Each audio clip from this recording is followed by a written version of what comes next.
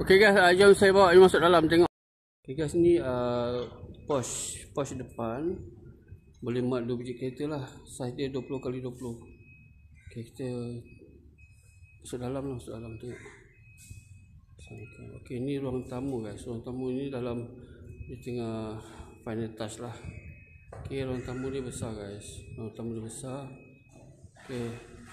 Ada terus ruang tamu ni terus sambung ke ruang makan dan dapur guys.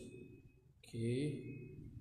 Dekat sini ada satu store lah, bawah tangga kan.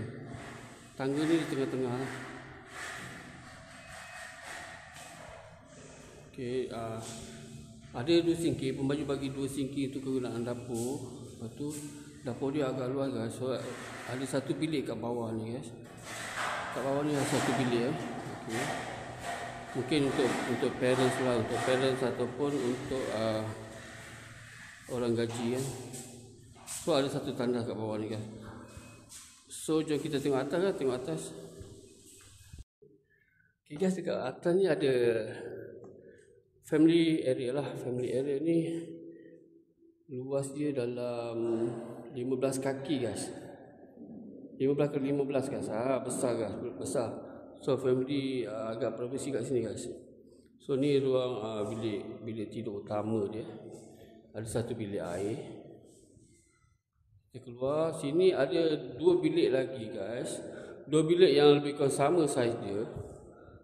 Dan setiap bilik ada bilik air sendiri guys. Okey. Setiap bilik ada bilik air sendiri.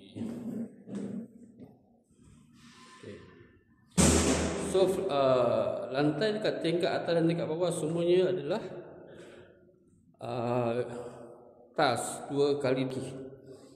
So total bilik dia ada 4 bilik dan 4 bilik air guys. 4 bilik dan 4 bilik air. Lihat ni, rumah ni dah fully extended sampai belakang.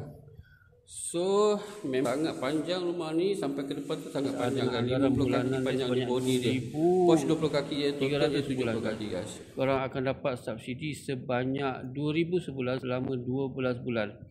Dan korang juga akan dapat 20,000 cash untuk korang membeli kelengkapan rumah guys. 20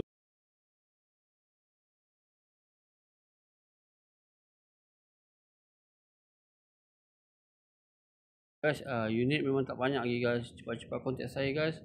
Cepat-cepat kontak saya untuk saya bagi further details lah. Okay guys, terima kasih. Assalamualaikum.